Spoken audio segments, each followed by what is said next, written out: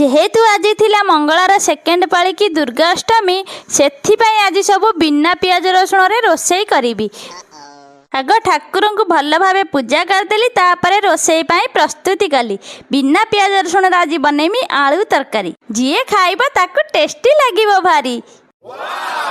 Tomato को piece piece अजा को अजा नु आज्ञा अदा को ढिस्टिस जीरा लंका इलायची डालचीनी की घिरघिरी करदेली। तापर बात्या आसुची बोली देखली दौड़ी झांपड़ी कपड़ा सब घरे रखिदेली। तार तेल रे जीरा को चरचड़ हवा पर्यंत छाड़ी आलू को नाल नाल पर्यंत भाजी दे घिरघिरी करथिबा मसला को दे कस्तूरी मेथी दे लुण दे जीरा हळदी गुंड दे कि दुईटी सिट्टी मारिया पई छाड़ी देली।